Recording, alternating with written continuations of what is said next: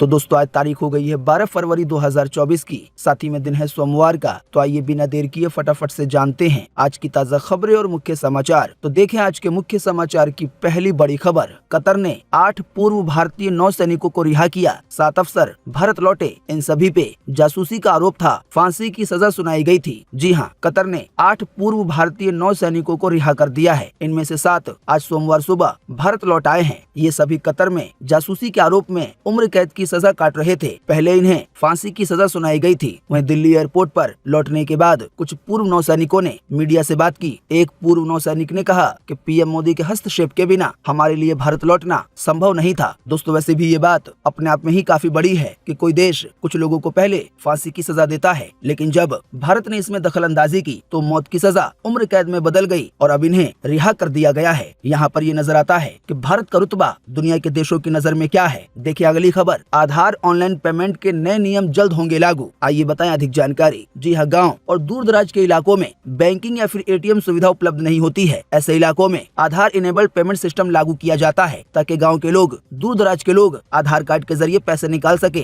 तो यही जो आधार कार्ड के जरिए पैसे निकालने का सिस्टम है, इसको लेकर कुछ नए नियम आने वाले हैं ताकि फ्रॉड न हो। जानकारी के मुताबिक ये नए नियम आरबीआई द्वारा लाए जाएंगे। देखिए अगली खबर। किसान आंदोलन का चैप्टर 2 हो गया है शुरू। इस वजह से 12 जिलों में धारा 144 लागू कर दिया गया है। 7 जिलों में इंटरनेट को बंद कर दिया गया है। वहीं दिल्ली की सभी सीमाएं सील कर दी गई हैं। जी हां, पंजाब के किसान संगठनों की ओर से दिल्ली कूच का ऐलान किए जाने के बाद अभी हाल ही में बीते रविवार को हरियाणा के 12 जिलों में धारा 144 लागू कर दी गई है। वहीं केंद्र सरकार ने हरियाणा के लिए पहले से मंजूर अर्धसैनिक बलों की 50 कंपनियों के अलावा अभी हाल ही में बीते रविवार को 14 और कंपनियां हरियाणा भेज दी है। आसान शब्दों में कहें तो देश के काफी सारे जवानों को हरियाणा भेजा गया है। जितनी मंजूरी थी उससे भी ज्यादा जवानों को हरियाणा भेज दिया गया है ताकि ये सभी मिलकर किसानों को रोक सके। इन जवानों में बीएसएफ और सीआरपीएफ दोनों ही जवान शामिल हैं। वहीं बताया गया है 13 फरवरी की रात 12 बजे तक के लिए इंटरनेट को बंद कर दिया गया है। वहीं इसी बीच देखिए ये एक और बड़ी खबर कि किसान आंदोलन की वजह से पूरी दिल्ली को किले में तब्दील किया गया, सारे बॉर्डर किए गए सील। वहीं हरियाणा में 2 स्टेडियम को जेल बनाया गया है। चेतावनी दी गई है कि अगर किसानों ने कोई गलत काम किया तो उनको गिरफ्तार कर लिया जाएगा। इसके अलावा उनका पासपोर्ट नहीं बनेगा, यानी कि उन पे कई तरह के प्रतिबंध लगाए जा सकते हैं अगर कोई ऐसी वैसी हरकत की। तो ये बड़ी खबर आ रही है कि किसानों के आंदोलन की वजह से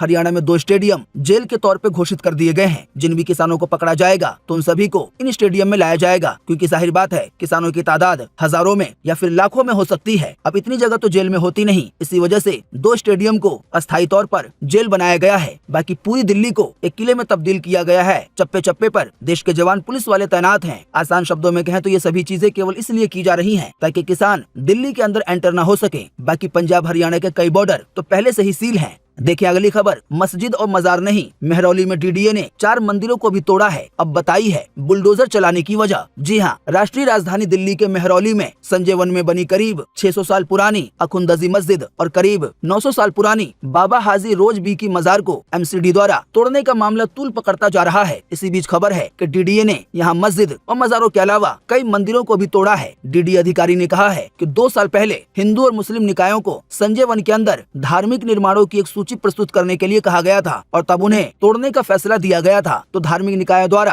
किसी भी बैठक में कोई आपत्ति नहीं उठाई गई और ये बात 2 साल पहले की है और अभी तोड़ दिया गया है। तो दरगाह और मस्जिद की वजह से मुसलमान और मंदिर की वजह से कई हिंदू आपत्ति जता रहे हैं, कई तरह के सवाल खड़े कर रहे हैं। हालांकि डीडीए का कहना है कि ये अवैध निर्माण था, इसी वजह से तोड़ा गया। इसके अलावा बताया गया है कई और चीजें तोड़ी गई है, कई लोग बेघर भी हुए हैं। देखिए अगली खबर। बन भूलपुरा से पलायन हुआ तेज, लोग हल्द्वानी से कहीं कहीं जा रहे हैं। 300 परिवार के घरों पे लगा ताला। कर्फ्यू लगे होने की वजह से, प्रतिबंध लगे होने की वजह से 15 किलोमीटर तक की पैदल यात्रा की ताकि वो लोग हल्द्वानी से निकल सके। जी हाँ, हल्द्वानी पुलिस की कार्रवाई के डर से लोगों का बन भूलपुरा को छोड़ना जारी है। अब तक करीब 300 परिवार घर में ताला लगाकर यूपी चले गए हैं। हल्द्वानी के बन भूलपुरा से, जहाँ पे अभी हाल ही में हिंसा हुई अवैध मदरसे को तोड़ने की वजह से, तो वहाँ से लगातार पलायन जारी है। लोग वहाँ से निकल रहे हैं, अपने घरों को छोड़कर दूसरी जगह जा रहे हैं, क्योंकि हिंसा होने की वजह से हल्द्वानी पुलिस को कड़ी कार्रवाई करने के निर्देश दिए गए हैं। देखिए अगली खबर। खबर असुद्दीन ओवैसी बोले, CAA धर्म के आधार पर बनाया गया है। इसका मकसद मुस्लिमों और दलितों को परेशान करना है। हम इस कानून का विरोध करते रहेंगे। अभी हाल ही में देश के गृह मंत्री अमित शाह ने CAA को लेकर सभी कंफ्यूजन को दूर करते हुए ये कहा था कि असल में CAA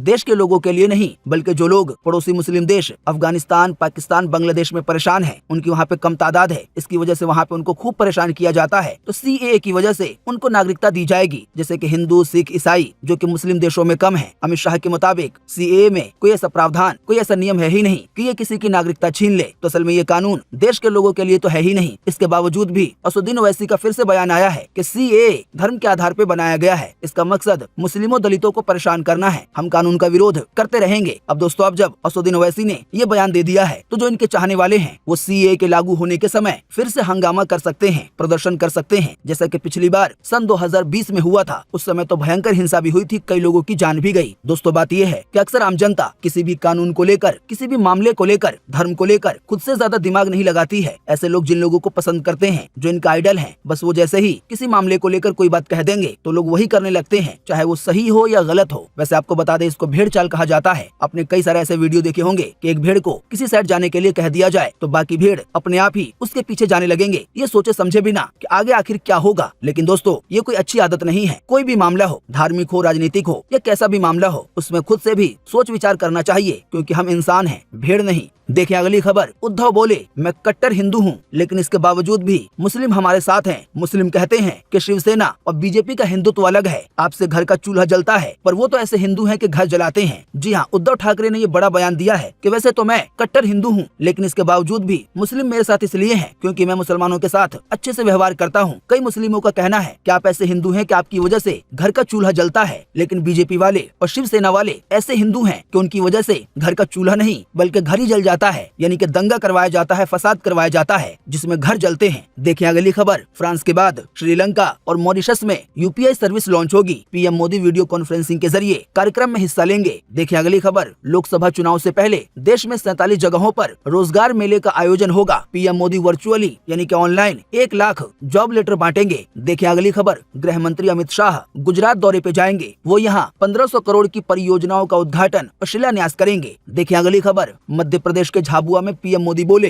लूटना और लोगों में फूट डालना यही कांग्रेस का काम है। जी हाँ, PM मोदी कल 11 फरवरी को मध्य प्रदेश के झाबुआ पहुंचे। यहाँ उन्होंने एक रैली को संबोधित किया। इस दौरान PM मोदी ने अपनी पार्टी को लेकर कई बातें बताई, चुनाव का प्रचार किया, साथ ही में कांग्रेस पर निशाना साधा। देखिए अगली खबर। बिहार में फ्लोर टेस्ट होगा आज। पार्टियों की बढ़ गई है टेंशन। JDU की बैठक में 4 विधायक नहीं पहुंचे हैं। जी हाँ, जैसा कि आप जानते हैं, अभी हाल ही में बिहार में राजनीति में बड़ा उलटफेर आया। मुख्यमंत्री नीतीश कुमार दोबारा बीजेपी में आ गए। अब इसी बीच बिहार में आज फ्लोर टेस्ट होगा। आसान शब्दों में कहें तो फ्लोर टेस्ट एक ऐसी प्रक्रिया है जिसमें ये साफ साफ पता लगाया जाता है कि अभी इस समय कितने विधायक किस साइड हैं, ताकि जो पार्टी सरकार में है, जिस पार्टी का मुख्यमंत्री है, उसके पास बहुमत है या नहीं। जब भी बीच में सरकार में कोई बड़ा उलटफेर होता है तो ऐसे में फ्लोर टेस्ट करवाया जाता है। देखिए अगली खबर। पाकिस्तान चुनाव में वोटों की गिनती हुई पूरी। इमरान खान के समर्थक सभी पार्टियों के मुकाबले हैं सबसे आगे। हालांकि गठबंधन के जरिए नवाज शरीफ सरकार बनाने की कोशिश में जुटे हुए हैं। देखिए अगली खबर। दिल्ली के मुख्यमंत्री अरविंद केजरीवाल और पंजाब के मुख्यमंत्री भगवंत मान आज परिवार समेत करेंगे रामलला के दर्शन। देखें अगली खबर। पंजाब के बाद दिल्ली की 7 सीटों पर एकला चलो की राह पर आम आदमी पार्टी रह सकती है। केजरीवाल ने अभी हाल ही में एक बयान में इसका इशारा दिया है, यानी कि दिल्ली में जो लोकसभा की 7 सीटें हैं, तो इन सभी 7 सीटों पर आम आदमी पार्टी पंजाब की तरह अकेले ही चुनाव लड़ सकती है, बिना किसी गठबंधन के। देखें अगली खबर। आज से सस्ता सोना खरीदने का है मौका। हर 1 ग्राम सोने पर 50 रुपए की छूट मिलेगी। हालांकि ये फिजिकल सोना नहीं है, बल्कि आप सॉवरेन गोल्ड बॉन्ड स्कीम के जरिए सोने में पैसा लगा पाएंगे। सोने का दाम बढ़ेगा तो आपका पैसा भी बढ़ेगा। देखिए अगली खबर। राहुल की न्याय यात्रा 1 हफ्ते पहले खत्म होगी। पता चला है राहुल गांधी पश्चिमी यूपी नहीं जाएंगे। 10 से 14 मार्च के बीच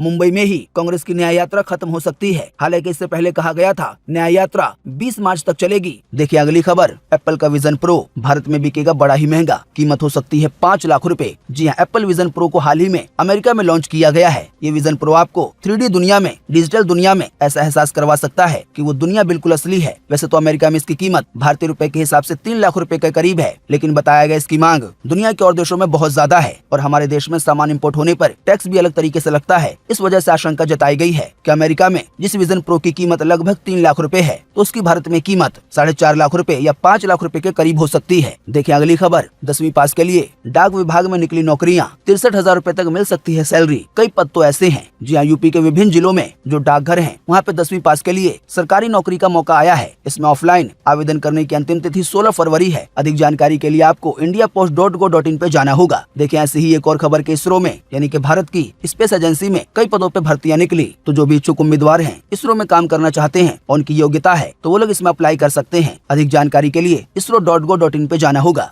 तो दोस्तों उम्मीद करते हैं कि आज की इस वीडियो से आपको काफी कुछ जानकारी मिली होगी। हम बस इसके बदले में आपसे इतना ही चाहते हैं कि आप इस वीडियो को लाइक कर दें और शेयर कर दें, क्योंकि आपका लाइक और शेयर करना ही होता है हमारी मेहनत का फल। वीडियो देखने के लिए आपका बहुत बहुत धन्यवाद। Thanks for watching.